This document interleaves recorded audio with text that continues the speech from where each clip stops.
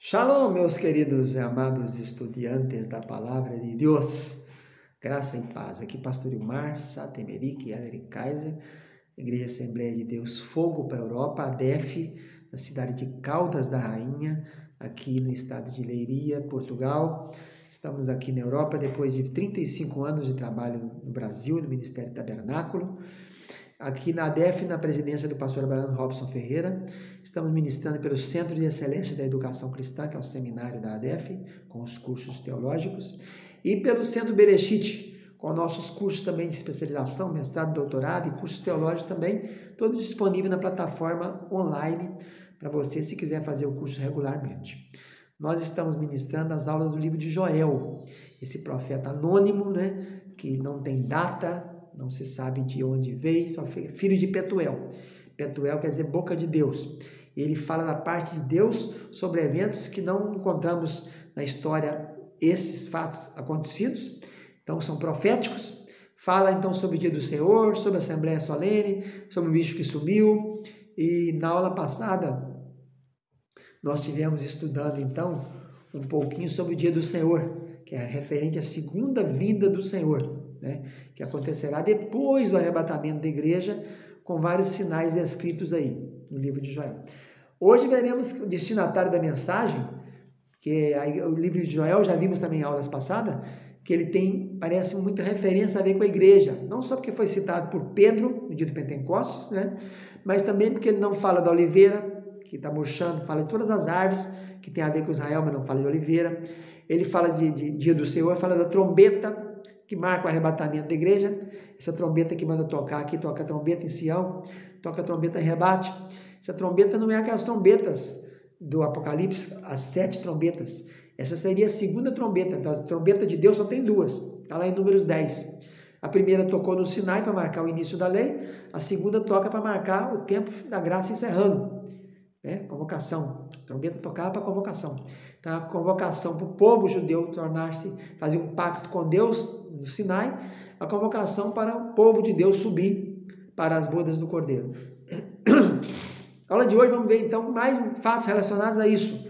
Quais são os principais fatos relacionados no livro, os detalhes do livro de Joel. Muito interessante pegar esses termos principais abordados. Primeiro começa dizendo o destinatário, Ele diz assim: ouvi isto vós, anciãos, escutai, habitantes da terra. Então, está se vendo que a mensagem é dirigida para judeus, que seriam os sacerdotes, na citação que temos anteriores aqui. E quando fala ministros do altar, já é referência para a igreja. Aqui tem uma referência para a igreja também, que fala dos gentios. Capítulo 1, versículo 2. Ouvi isso, vós velhos ou anciãos. Ancião é aquele povo que dirigia, Tanto os anciãos na igreja também eram chamados de presbíteros. Os primeiros dirigentes que Paulo colocou, junto com Tito, eram anciãos. Tem apóstolos, tem bispos, tem diáconos, tem esses anciãos que dirigiam a igreja, eram os presbíteros. Ele refere então aqui os velhos anciãos, se refere a judeus, que os anciãos eram os líderes das tribos. Mas ele disse: escutai todos os habitantes da terra. Então falou para nós gentios, aí é onde entra a igreja. A igreja não é a esposa, A esposa é Israel. Em Cantares de Salomão você vê isso muito claramente, porque o amante está presente, O amante, porque a igreja, o marido dela é Judá, é Israel. Ele veio para os que eram seus, mas os seus não receberam. Os judeus não quiseram, então ele se tornou amante da igreja. A igreja tem 2000 anos aí, para ela estar com o amante dela. Por isso é que lá o termo usado no hebraico lá é dodi. Não uso muito o verbo, não uso o termo ahavá, amor, ahav. Usa dodi, porque dodi é amor sexual, amor erótico, Como nós temos no grego o ágape, o eros e o filéu.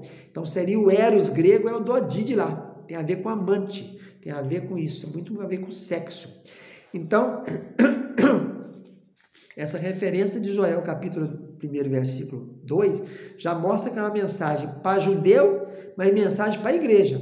E cita vários termos aqui que eu já te mostrei, de trombeta, dia do Senhor, e falando aqui também da oliveira, falando do Pentecoste, tudo referência à igreja.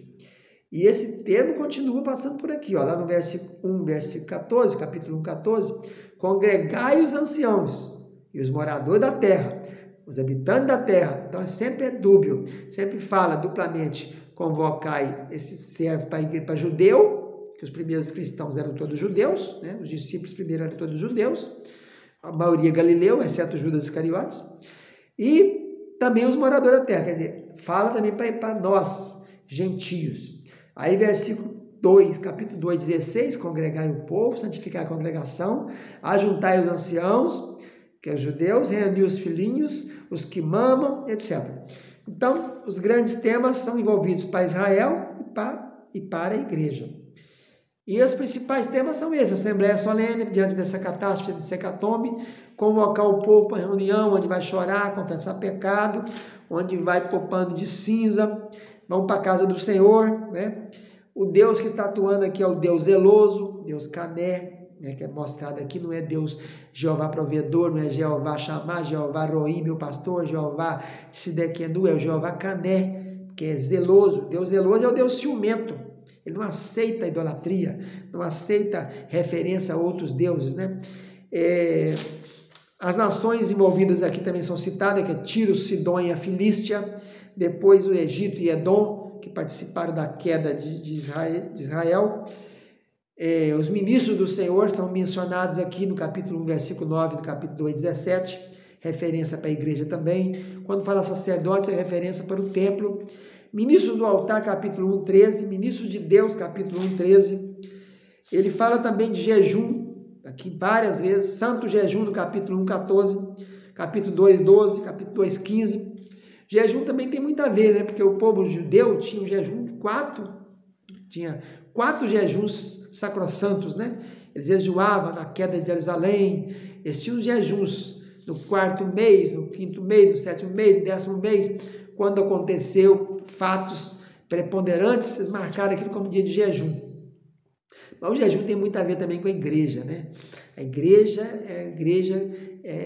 tem a ver com jejum, oração, jejum, leitura da Bíblia, são fatos mais atinentes à igreja. Congregai, reunir, reunião, igreja. A palavra igreja no Velho Testamento é carral, quer dizer congregação, é congregar.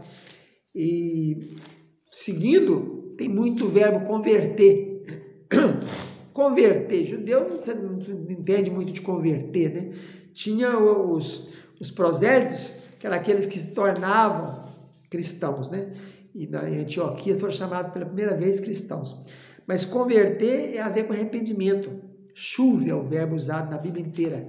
Quase 1000 vezes aparece esse verbo no Velho Testamento. Tem sempre a ver com isso, com voltar, né? Retornar.